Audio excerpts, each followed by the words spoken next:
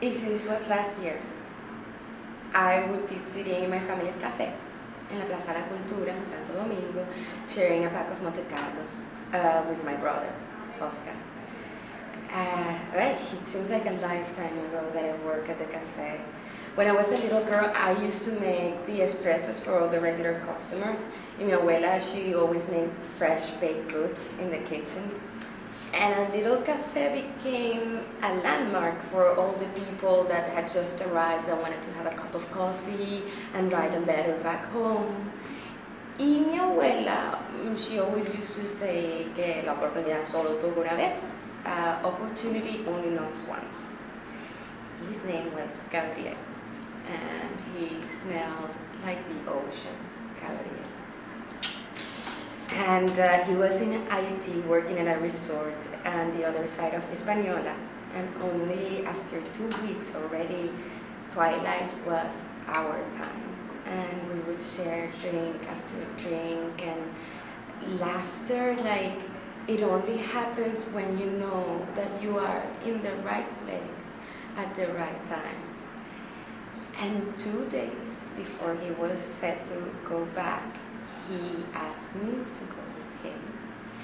And that morning I asked mi abuela and Oscar.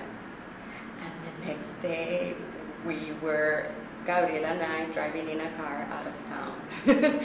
And ID was like nothing I had ever imagined.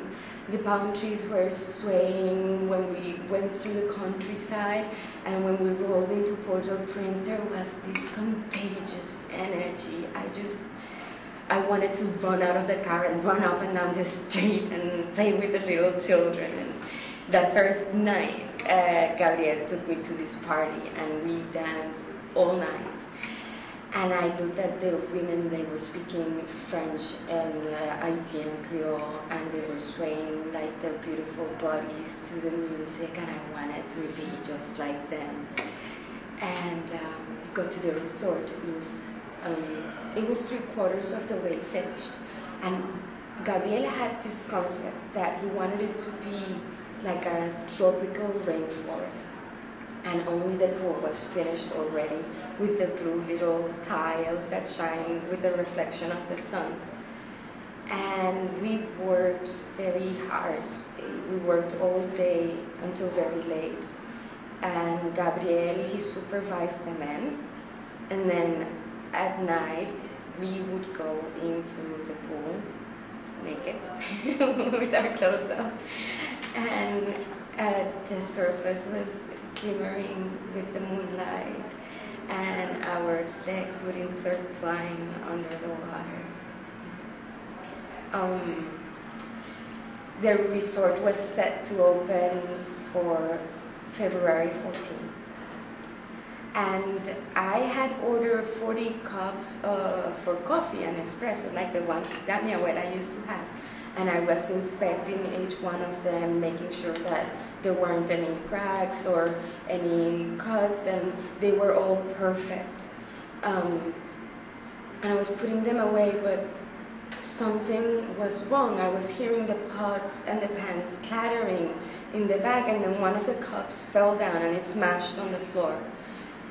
And I screamed, and I saw a crack rip through the floor, and I started clawing at the walls.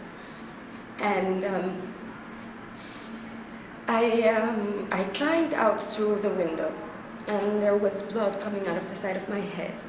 And I started running. All I could think was that Gabriel was coming to find me. And I stopped at the bottom of this huge pile of ripped up wood and steel. And I opened my mouth to scream, but nothing came out. And the whole world dissolved around me.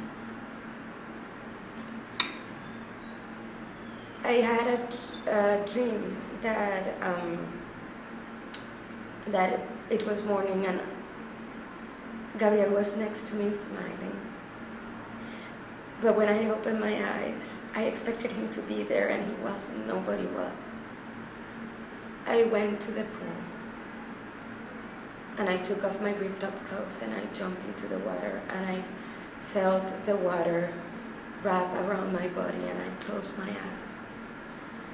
And I saw him there under the water, and then I opened my eyes and he was gone. And so I closed my eyes again and I saw him swimming over to me, and I felt his arms around my legs. And I sank lower into the water as his hands moved up on my body. And then I sank lower and I felt his lips on my lips. And all of a sudden, I was out of breath. And then he gave me one last hard squeeze and he pushed me up to the surface. And when I came out on the surface, I took in this new world around me. And at that moment, I realized that I am alone.